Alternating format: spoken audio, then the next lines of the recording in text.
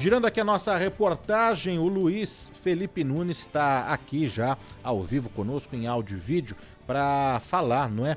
Uma semana já, passa rápido, né? Uma semana já depois do rompimento da adutora da Sabesp, os moradores da freguesia do Ó, da região, do bairro ali, ainda não sabem o tamanho do prejuízo, né? Eu falei que passa rápido, mas isso é relativo, né, Sabino? Para esses moradores que estão lá, não é? Com a lama, com a sujeira, com as incertezas, não é? Com respostas vagas, absurdo, o tempo né? demora muito a passar, e nesse balanço aí de uma semana já do rompimento dessa adutora, o Luiz Felipe Nunes está aqui conosco Parece para a trazer Enel, não é a Enel, mas parece a Enel, né? Que... as informações agora atualizadas com o Luiz Felipe Nunes. Diga lá, Luiz. Bom dia, Danilo, Sabino, bom dia para todo mundo que nos acompanha aqui na Rádio Bandeirantes. Seguimos na rua Chico de Paula, na freguesia do Ó, na zona norte da capital paulista, hoje marcando uma semana do rompimento dessa tubulação.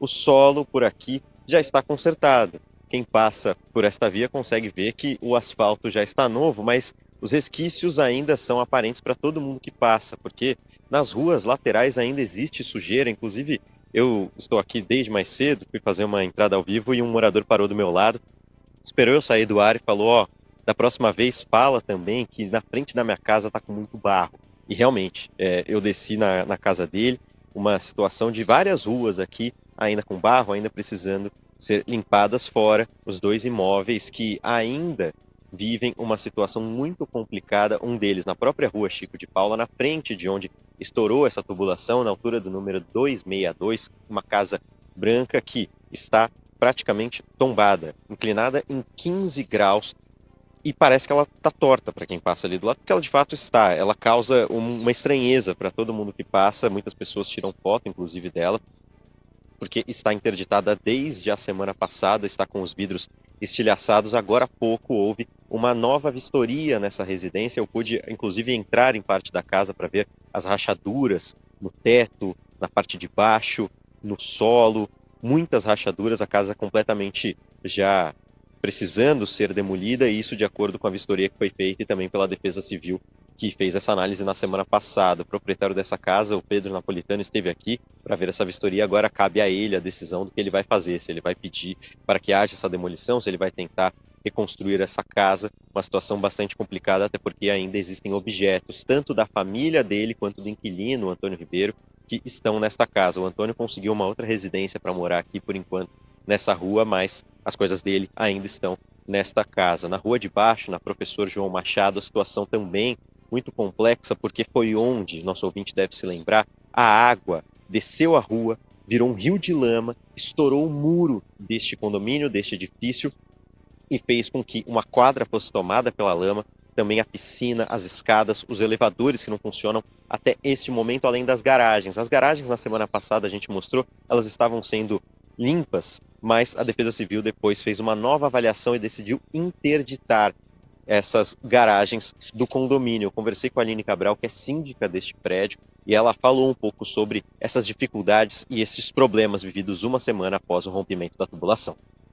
Eu acho que a parte do elevador ele é essencial porque você não ter elevador, você meio que limita o direito de ir e vir das pessoas, né? E a parte da garagem também é uma coisa que a gente tem sofrido a partir do momento que a Defesa Civil interditou.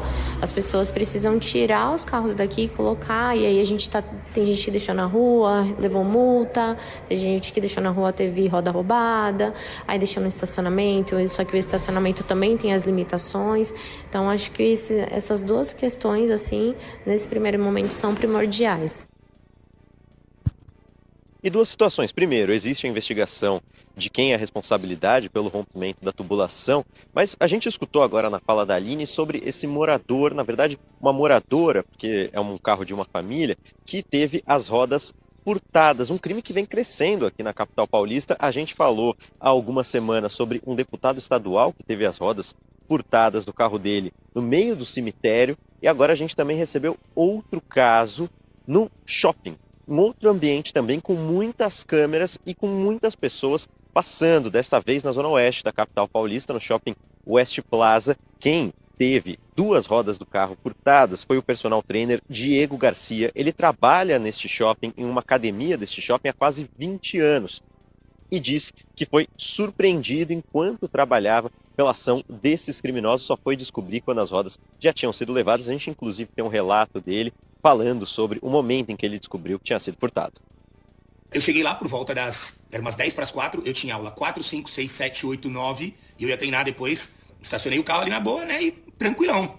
Quando deu por volta de umas 7h30, uma professora veio com o aluno dela falar comigo. O aluno dela tinha acabado de falar que ele tinha chegado e viu um carro em cima de tijolos. Aí ela me perguntou, Divo, que carro você tem, né? Aí eu falei assim, tem cross branco assim, tal, assado. E nisso já veio mais uma galera ali, várias pessoas falando, cara, tem um monte de segurança lá em volta de um carro lá, cara, roubaram as rodas de um carro ali embaixo, no subsolo. O Diego, inclusive, já havia sido roubado no próprio carro. O carro dele tinha tido o vidro quebrado, aí não dentro do shopping, mas em outro local. E ele tinha sido roubado. Agora, esse furto de 2 rodas do carro dele, Secretaria de Segurança Pública do Estado afirmou que apura essa situação e o shopping já afirmou, falou com o Diego que ele será ressarcido, o próprio shopping vai pagar para que essas rodas voltem para o carro dele, mas ele falou que não é só o dinheiro, ele teve um transtorno para voltar para casa, porque hoje é feriado e ele tem uma casa, uma moradia em São Roque. Então ele teve que fazer um trajeto muito longo. Ele tinha um step no carro dele, mas como foram 2 rodas, ele teve que pedir um step emprestado para uma outra professora, uma outra personal dessa academia. Então foi um transtorno na vida dele. Agora a gente espera para saber como os criminosos atuaram dentro desse shopping, Danilo Sabino. Pô, só faltava essa, né? Você imagina, você tá trabalhando, no caso aí o rapaz estava dando aula, aí de repente começa um zum, zum, zum de que o seu carro teve as rodas roubadas e você olha e fala assim, dentro do shopping, foram escolher bem o meu carro, né? Imagina como é que foi o feriado, como é que tá sendo o feriado desse rapaz. Não, absurdo. Tem ouvinte aqui, não é? E com toda a razão. Cadê as câmeras, não é? As imagens das câmeras de segurança? Cadê aquela fiscalização que tem, não é? Muitos estacionamentos de shopping tem os fiscais que passam, né? Nos níveis de garagem, dando aquela fiscalizada, hora de moto, hora de bicicleta, hora a pé, hora com uma espécie de patinete, não é bem patinete, mas enfim, é um mecanismo lá que você vai sobre 2 rodas ali, passando, né? E vistoriando e vendo os carros. Então, o que aconteceu é realmente um absurdo aí, esse SUV, não é? Estava estacionado no shopping West Plaza, e a gente vai continuar acompanhando. Agora né? eu vou te contar uma coisa, Robato. Diga. Faz uns 30 anos isso aconteceu comigo. Não dentro shopping? de um shopping, não. Numa rua em Moema, mas para mim levaram as 4 rodas. As 4 rodas deixaram o carro em cima de um cavalete. Há 30 anos. Assim, eu não vou dizer... 30 anos, ou seja, esse crime tá voltando, né? Tá voltando, mas e agora estão colocando dentro de shopping também, né? Pois é. Você paga ali no ticket, né?